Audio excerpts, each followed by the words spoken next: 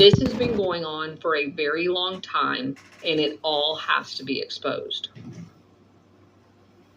Absolutely. I had gotten a question in the DMs, and actually I see Jabber came up on stage, of, where do I find parts 1 and part 2? All my spaces are recorded, and I save the entire space with all the contributions from the comment section and everything in my highlights tab. I did put parts 1 and 2 down in the purple pill, so you can find that there, so you don't have to go search for it in my highlights tab. But yeah, I save all of those so that people can get, people share a lot of stuff in the comments, so I appreciate that. Jabbar, go ahead. Glad to see you on stage. Thanks a lot, Bill. Top of the world, everybody. New York, the next third world country about to begin. And about to start the movie Escape from New York 3.5. Subtitle, The Neighbors is Leaving. Escape from New York, kind of like Astoria. Well, they had part 1 and 2. I'm about to bring out 3 if it gets any worse than what it is. The Duke of New York. Shh, don't tell nobody. Somebody spoke about replacing Biden and stuff, and who they might replace Biden with, and I was just about to destroy my notes that I had gotten from one of my peoples that had went to a Democratic fundraiser for Gavin Newsom, and they stated to me that Gavin was being groomed by the Democratic Party, and they're going to nominate him for prez. Now, Camel Toes, which is Kamala, is going to be the governor of California when Newsom vacates to run for the White House. This will be announced and made known to the country by June or July 4th. And it's strange how this is the same time period when the British government comes back and votes for their government, because their government hasn't been together since the ending of May. And I find that rather strange too, plus all the training exercises that's been going on that side. I'm going to land the plane right there, but thank you very much, Colonel, and my salutes to you for your service to this country, and thank you. Thank you. Thanks for coming up, Jabbar. Really appreciate that. And I appreciate the humor, too. Sally, what you got for us? I just have a quick question for Colonel. And if you don't have an answer tonight, that's fine, because I know it's getting past the witching hour for you. Have you heard of a Ghislaine Boddington? She was a Faculty of Arts and Science, Old Royal Navy College. Well, that's where she went. Old Royal Navy College at University of Greenwich Park Row. I've been trying to find things about her, and I'm having a hard time. I've even been using archive.org. But if you haven't, that's okay. What's her name? I didn't understand. It's Ghislaine, so Ghislaine. The last name is Boddington, Boddington. No, I haven't come across her yet. Okay, thank you. Sure. Jabbar, you raised your hand quick there. Do you know that name? Not the Jeffrey Epstein one, I don't think, but go ahead. Okay, I almost forgot to tell you. China canceled their orders and stuff to buy wheat and beef due to a toxic called ractopamine. Ractopamine.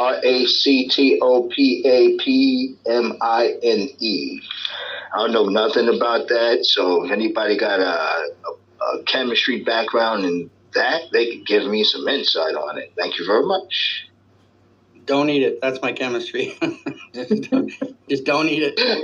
Agreed. Kent, back to you. And we're going to wrap up at the top of the hour, guys. So if you had a question for the Colonel and you haven't asked it, grab a mic. Come on up. But go ahead, Kent.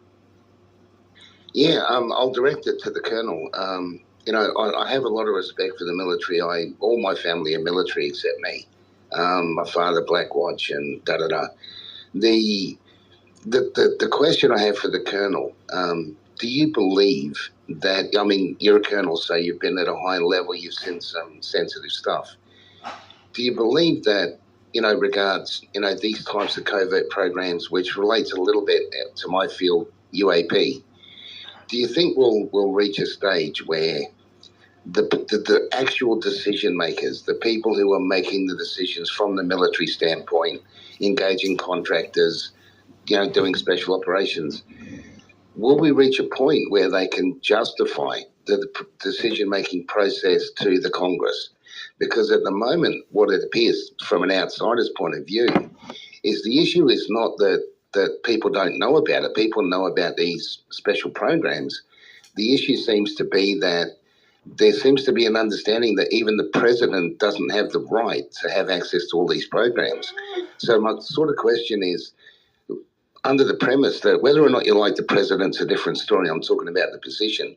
If the commander-in-chief of the entire armed forces of the biggest nation on the planet militarily doesn't have access to these programs, how can that be a clinically democratic process? How can that be done? And do you think that needs to change? Well, there's not supposed to be any program that the president doesn't have access to, number one. So technically he has access to all of them. The question would be whether people are being honest with him about what all they are doing. Now, I use one example where I know unequivocally that there's no way JFK knew about Operation Gladio, or he would never have moved Lyman Lemonsker, who wanted to blow up American cities under Operation Northwood to justify an invasion into Cuba, would have moved him to NATO commander if he'd have known that Operation Gladio was being ran out of NATO, but he did. And less than a year later, he was dead. So that all of that is information that was purposely withheld from him by the CIA.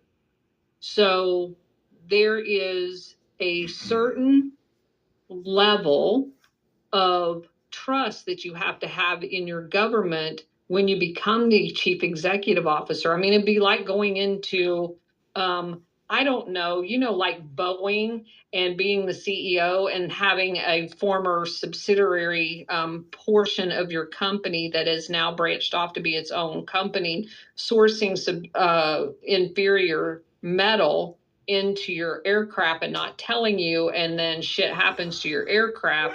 Well, if you were never told that they were doing that, then there's no way that you will know, obviously, that it's being done. So I think that's why a lot of this, I mean, you can look at it two ways. We had to all see what was being done in our name, whether it was COVID or what they did to Trump with the fake phone calls and the cheating and all that other stuff, in order to be able to have the wherewithal to make the changes once Trump gets reelected and starts making some drastical changes. Because otherwise you lose the entire country, because the country won't have the will to stand behind Trump for the changes to be made. So I view this kind of as the Great Awakening, in which people will now have the ability to see how bad it has been in order to have the will to make the changes that are necessary. So number one, the president does have access. He does have to have some level of trust that his staff is going to. I mean, but we know that didn't happen. We know that didn't happen with January 6th, blah, blah, blah. The military has a very interesting legal, because this is the way Congress wrote the law. When they set up the CIA was not allowed to have its own Air Force. It wasn't allowed to have its own Navy.